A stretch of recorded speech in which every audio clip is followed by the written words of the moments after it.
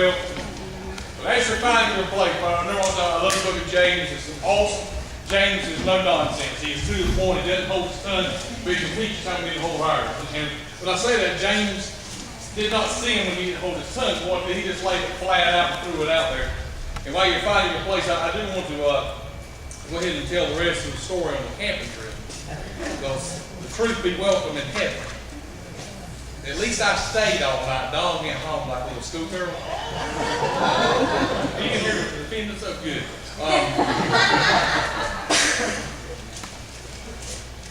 But them guys were safe while I stayed because I was the shit.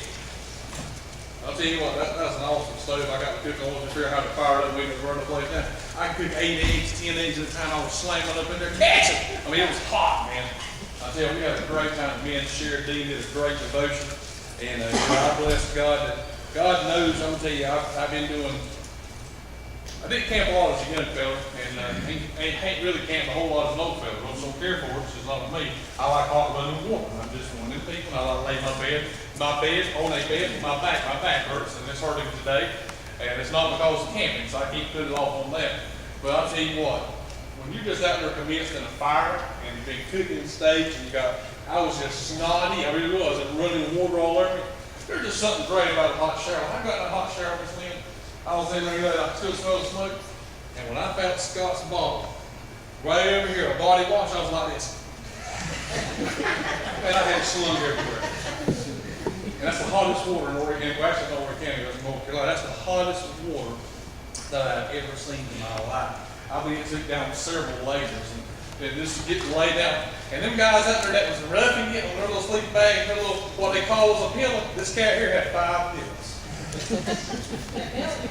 But I had my leg over on this, and I was real nice to Don, because Brian took the couch. Ricky was over here, Grant was in this bed, and Don thought, where am I going to get this? I said, you sleep beside me, baby? Little double bed.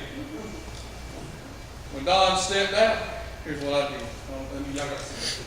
I'm on the side of the bed, like here at the bed, here to the side. Here's what I did when Don stepped out. Didn't give him no room. I told him you left us, at least I stayed on. Dog went home and commenced to have war with a chicken snake, so he didn't have that, and I'll stay there with you guys. We had a great time. Looking forward to doing it again. Preach to you on Sworn on the Tongue, and I'm going to read several things to get down to what I really want to talk about. I'm not a Facebook fanatic by no means. Somebody just makes me want to vomit. But what I do watch out for is church members. And when I say church, not just Crossway. Got a lot of friends over the Rock, a lot of friends in churches in Loris, and some of them sponsoring churches, and people that I went to school with. That, you know, it's like several years ago, I had an office party I had to go to for Selma. And I won't name any names. They were in the office every day talking about church, talking about Jesus as blessed and all he had done for them in their lives. He was the #1. You know what I'm saying, Ronnie? I think Ronnie knows Ronnie. And then we went out that night. They were the ones barely up to the free bar, just getting tore out for a long look half naked. You know, I was just like, oh my dear gosh in heaven. So it changed how I felt. And I'm not judging them. I can't have 2 masters. Okay? I got one, and that's Jesus. And I can't sit here and preach on Sunday mornings on not doing these things and then go out there in the week and do those things and have any effect or be influential in this world at all. I can't come in here and talk outside of my mouth how much I love Jesus and go out here and do the things that some people are doing that profess to be children of God and children of light. It's just it's just a lie is what it is. And I see some folks, I mean, talking about how much I love Jesus, and when they get down and out, Don, when they got problems, they're like, pray for me.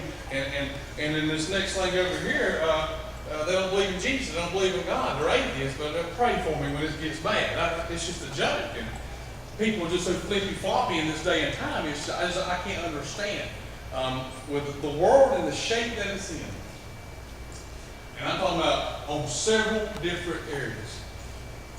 The government spending. I know I joke about the FICA in here, and I won't get on my FICA discussion this morning. But in our government spending across the board, it's like this. We just can't keep printing money to make things happen. For long, what's it worth, Nate? A piece of paper. And that's exactly how we're going to Our final war in the United States won't be with machine guns and with tanks and armor and all this stuff. It'll be over a piece of paper that's worthless. We're just going to go into a society that just don't know what to do. If I'm living in this day and time, there is no way in the world that I can do it without Jesus being the center of my life. That's what I'm getting at. Because I know the world, as bad as it is getting, it is not going to get much worse before He calls us home. If it gets much worse, God did a great disservice, did He not, to Sodom and Gomorrah. He done those folks flat out wrong today, so on and on and on. Even in the age of grace that we live in today. Let's look here at the power of the tongue.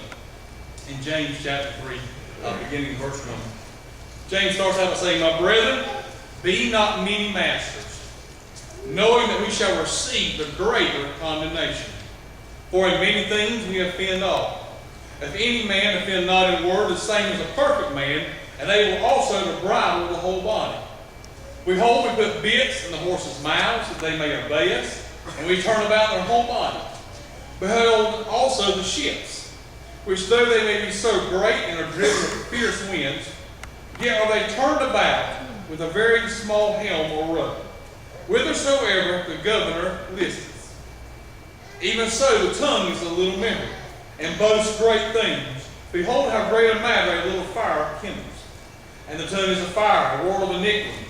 So is the tongue among our members, that it defiles the whole body, and sets on fire the course of nature, and it is set on fire of hell. For every kind of beast, of earth, and of serpents, and of things in the sea is tamed, and hath been tamed of mankind. But the tongue can no man tame. It is an unruly evil, full of deadly poison. Therewith bless we God, even the Father, and therewith curse we men, which are made after the similitude of God. Out of the same mouth proceeds blessings and cursing. My brethren, these things ought not so to be. That the fountain sent forth at the same place sweet water and bitter? Can the fig tree, my brethren, bear olive berries, either a vine figs? So can no fountain both yield salt water and fresh? Let's pray. Lord, we just want to ask you need you this morning. You know the need of everyone in this church, you know the problems that we're going through, Lord. You know, there may be some here today whose problems are so just way up here, they're not major this morning. They just, Lord, everything's going great for them. And Lord, this part may not be for them, but God, I just feel in my heart, I believe the Word teaches that I'm either going into a storm, I'm in a storm, or coming out. And we need to be prepared at all times. And Father, I pray that you give each of us in our heart and our lives kind words for those that are about us. Words, Lord, that will lift up and not knock down. Words that will help a person find the right path and not look over. And Father, I pray today that you help each of us look to the cross for strength. Even that cross is to be empty. We know, God, that it's a source of strength because Christ rose from it. He rose from the empty grave and he's now at the right hand side of you, lifting up intercessory prayers for me. And I believe with all my heart and blessed hope of the resurrection that that same power that rose him too one day will rise in me. And I know that without a shadow of doubt, God, but we've got to get to that point. And help us, God, each of us to work together, God, and arms together to get there. Help us not to be ones who give up and die out and quit. Help us, God, to keep on going on. And Father, I pray this morning, God, that everyone here this morning who doesn't know Christ as Lord and Savior, that by even right now, in the service, whatever you would have to be, God, they come to a saving knowledge of Him. And Father, I pray you move in this service. Have your own will way. I pray in Jesus' name. Amen. The thing about the tongue is this. It's a very small member. That's what we read. James says he lays it out. It's a very small member, but it has a whole lot of control. And, you know, and it gave some examples. And James, a lot of times, would use life examples to help those who are about to understand. And so basically, number one, just look at the tongue, what kind of power it has. And number one is the power of direction. And what we read here just a few moments ago was this. Is that how you can take a small bit and put it in the horse's mouth, you can turn his whole body. You can turn his head, you can walk him around. You can move him where you want to. And he gives a second example of how big a ship is, and a little rudder up under it turns it wherever you want to go. And that's amazing how that works, the physics of it, but it works. And that's the same way for us. In our tongue is the power of direction. And by that I'm saying this, I'm here this morning, I'm preaching the Word of God, I'm doing my very best to lay it out for you. And I'm hoping that you guys and me as well, that I'll soak in some of this too, and that it'll help direct my life in the path that God wants us to go in. Because every one of you in this room are ministers. Everyone you've been called to a ministry. You've been called to do something. You are not, none of you ever called to sit sour and folks, I pray as we all grow older together, we're not that one who sits on the corner who tries to direct the church and a path and just so that people, there are a lot of people who get on points of having this, my personal agenda. There's no room in the church for that personal agenda. If we see it, we're going to move it on. We have one agenda, and that's the power of God through this word that still drips blood today. And He will direct us so in what He will have us to do. He'll do a real good job, but a lot better than any of us in this room will. So realize the power of that little bit, that little rudder. And so in the same way, our tongues have that power of correction. They can tell people, here's the thing. You tell a child enough that they're stupid, what will they believe? That's right. I can tell you that for a fact. You tell someone over and over and over, you just can't do that. Guess what? They can't do it then. So here's the thing. How we speak to each other matters. You can't say what you want to somebody because of who you think you are. That's wrong. And I'll tell anybody that. You're wrong. I'm supposed to have, I know kindness is not some of the qualifications for pastors and deacons, but we ought to have compassion. And we ought to love one another. And I believe all of us in this church, from the front corner to the back corner, all need help. Because there are people going through tough times. And they don't need to have friends like Job had, do they? That's why I told Don up there this morning. He was talking about all these snakes in his garage. I said, you got to look at this in room. Call me Eliphaz. That'll be my name. You got to look at that sin. Them little snakes kind of come home today. You know what I mean? No, but hey, it's a cool, dark place. Beats being out there in the hot sun. They have my pool now. Have a great time. They don't want a hot shower with them. Realize that next time you speak to somebody, you don't know what they've been through, what's going on in their life, and make sure you understand that word that you say can go along with us. You know, I thought about it, you never know. None in this room will never know the impact of what they have in the lives of Cody until we all get to Him. Those who are going. Those who made reservations already, those who will be making reservations in the time. Hey, that's what we'll find out. We'll find out who was there for Him, who lived up to gave Him words to say. Gave them the right words at the right time in their life. Folks, we all got to do that. You never know. Vacation Bible School coming up in just a few weeks. It's an unruly week, isn't it? It's crazy, all these kids. It's crazy. I know when I was growing up, I know things my mom and them used to say, my aunts and uncles, you ever hear, and I understand now why they said those things. It's like all the young ones need some this. They're just wide open. Come to Bible school, we give them plenty of sugar, and we let them run around and play. We give them a great week. But Greg, I promise you they can hear about Jesus every single night. Our children advertise our vacation Bible school for us. We don't have to put up with so many flyers. They know they're going to have a good time. And I pray as we grow older as a church that we don't get to the point that it matters more about the carpet, hanging on the walls, little stuff. The cost of toilet paper. You laugh about that, but I've been there. Preacher, you keep growing through the church. You're going to buy more toilet paper or more paper towels. That's the true story. That's sad. I'll bring a roll from the house if need be. Those little things like that don't matter. God will provide. He'll bring it. So I just want to get you guys ready, because I'm letting you know already. School's getting out. Young ones are going to be running over to King Branch here in about a week for their vacation Bible school. And the week after Father's Day, they're going to pile up in here and they're going to be crazy as they've ever been in their lives. And I always like to see the first night. You can see the stuff. You know, we have a teaching class and we have facilitators who walk with the kids. And Lynn knows where I'm going. If you start feeling the roads, you'll see the facilitators doing this right here. See, right here. Well, right here, do this right here.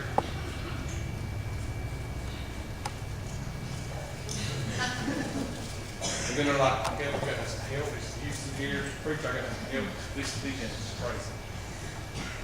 And first night with all the uncontrolled chaos of the first night, because all of us leaders are trying to figure it out too, I go home laughing. I go home. And I've seen people break down. I've seen them tear up. And I go home and I notice, I didn't say anything. I give them compassion. I put my arms around them and say, hey, it's going to get better, because it does. There's a blessing. Anything that don't get no better till Friday night when you start cleaning up. Amen. It's just a week you block off the calendar knowing you got to get through it. But those little kids one day we want to do this and leaving. teaching, and handling church business. So we got to be ready. I told you the tongue has the power of direction. Number 2, it also has the power of destruction. He says, even in verse 5, even so the tongue is a little member, and it boasts great things. Behold how great a matter of little fire kindles. Sometimes, you ever notice sometimes you can just say the wrong thing at the wrong time? Anybody married ever do that with a spouse? That you can Greg out of it. You just throw it up there. Amen. Now you put it up there. Let's have confession. We want to, hey, Rick, you said we're going to get around all right now. Because those men that raised their hands, they're going to be in better shape than the men who did not.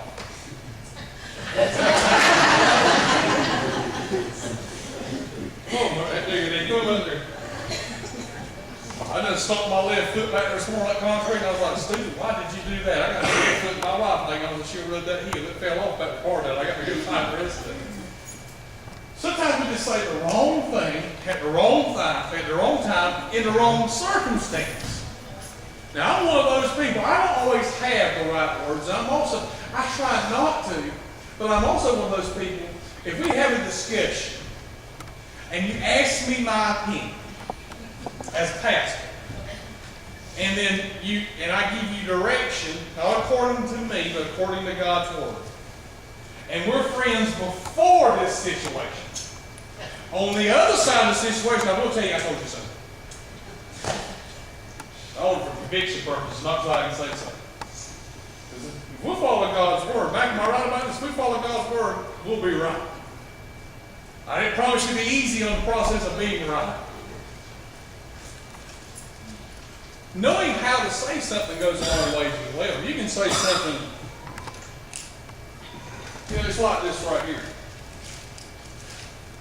If me and my wife are going out on a hot date to McDonald's, and I walk in there and she's got a dress on, and she's all pretty up, and say, "You wearing that?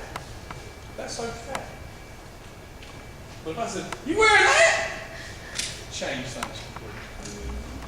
By the way, that's where we're losing our fellowship. We'll know the text. Because you don't know what words are said behind it, how it's said. Now, some people get offended over something nobody even meant to be offended by. You know that? But you can't put emotion in the text. You can put a little smiley face and exclamation points. You take your time to keep clicking, you make little smiley faces and all that good stuff, throw up, you do all that. But it's not the same as talking to me. And I know you said, "Preacher, you don't want me talking. You want to talk about got to text me. If you call me in the morning, unless you're dying or about got somebody dead, all I can do is text in the morning. But I will call you at lunch if it's an emergency. I'm going to put that out for everybody, but I love you enough. I know you can do the same for me. But our tongue, how we say it. And guys, we don't need, none of us in this room are the one beside you judge. Okay? Now, if I see you in the sin, I'm supposed to continue in love and tears and rat martyrs and you're wrong and I love you, don't think you're bad. Here's what God's word says. And that's okay. But if I come over and say, she said, that's wrong. The first way was right. And I'll tell you my ministry, I never went to somebody and tore them down. I went to them in tears and say, "You're wrong with something. If you're wrong, you're wrong." Because I tell you what, people don't mind telling me they think I'm wrong. Amen. This time I put my nose strip on to look at them.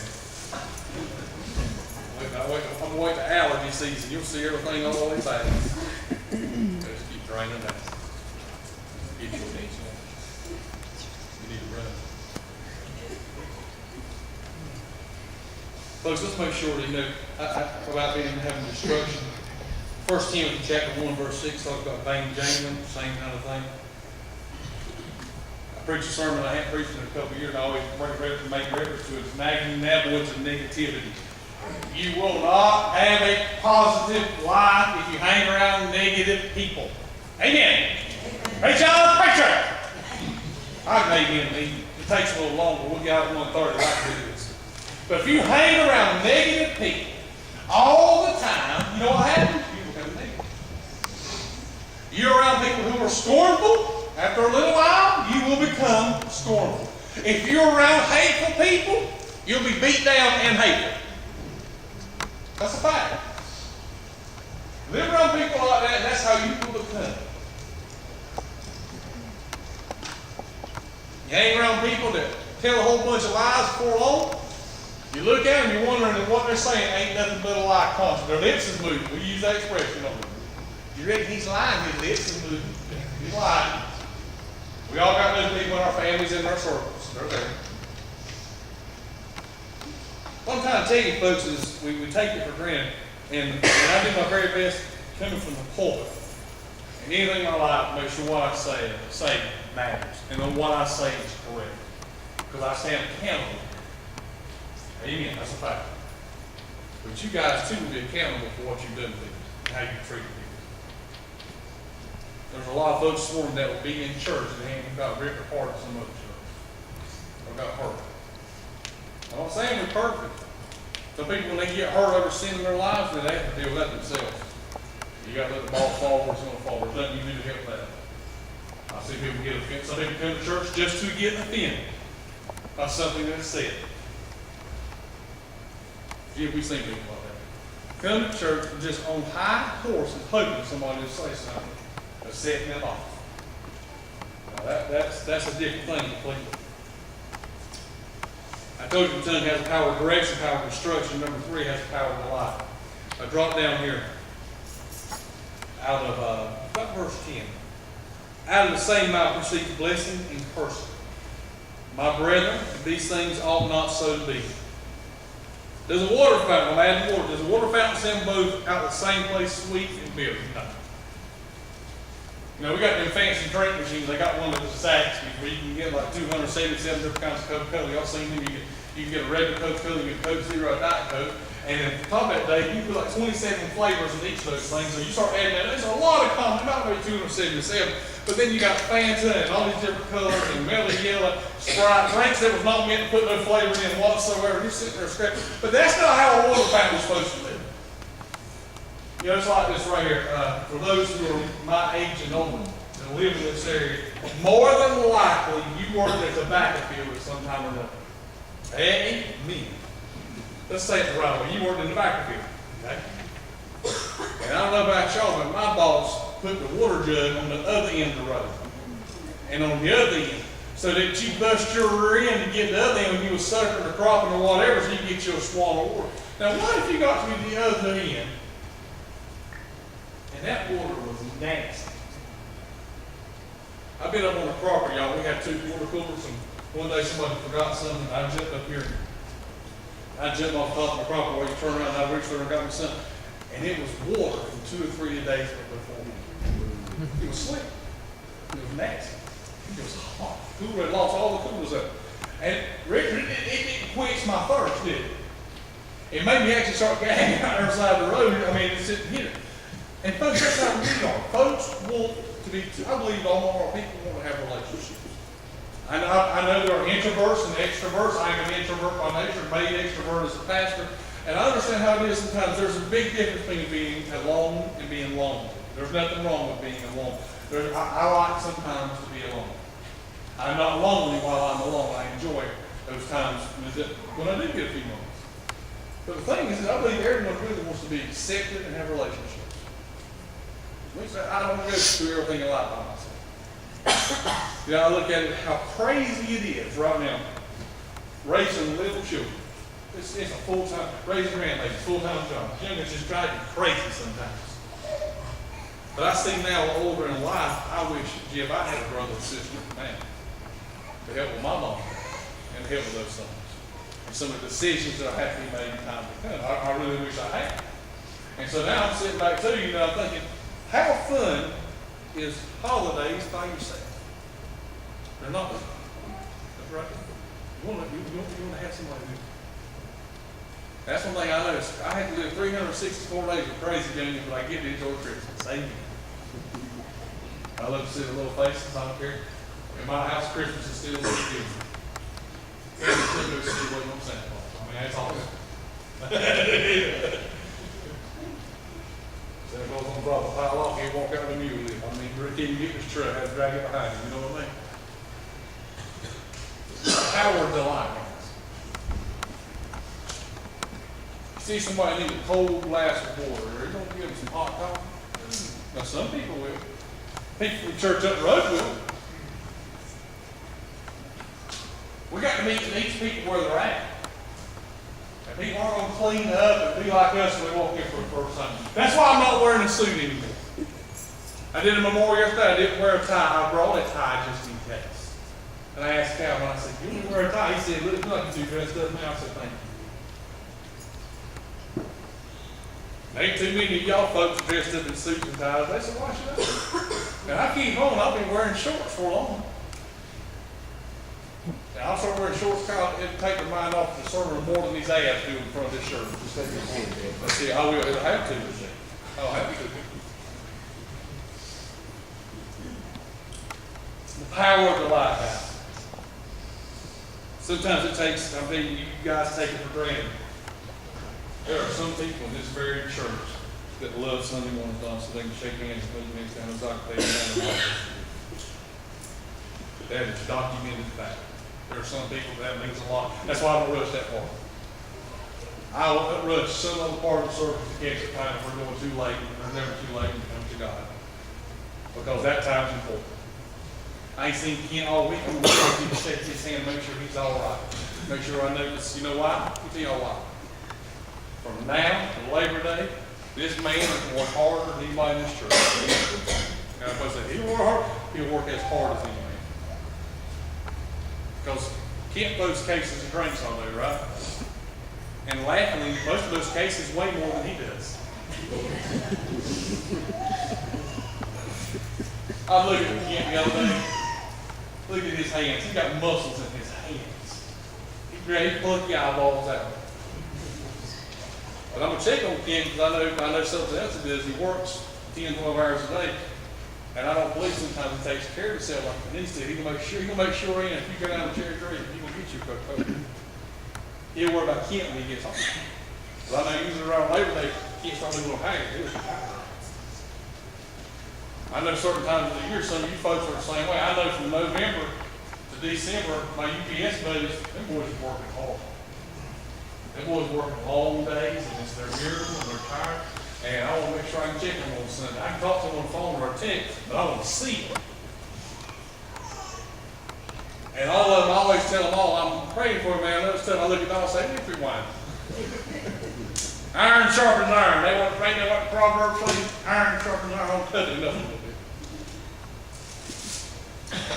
The last verse I read to you, can the fig tree, my brethren, bear all berries, either a vine, figs, so can no fountain both yield salt water and fresh.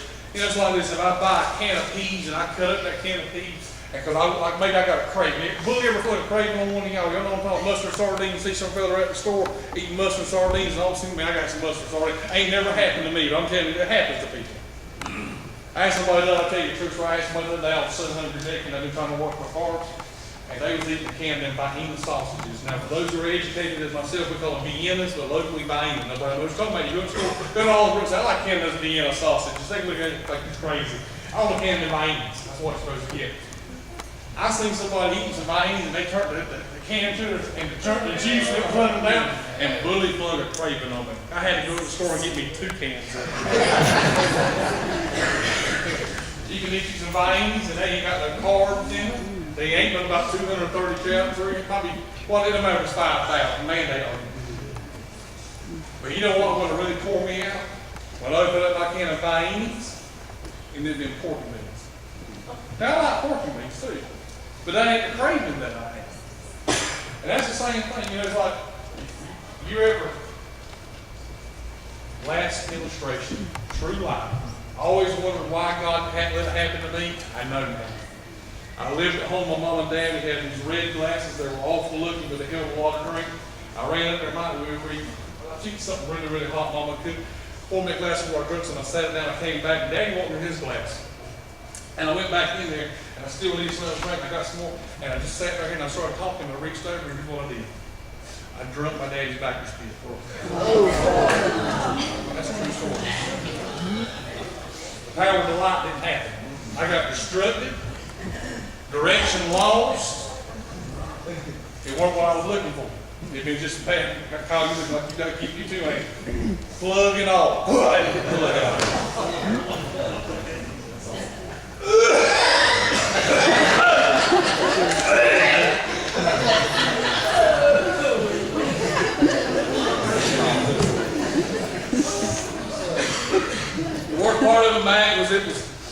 hot.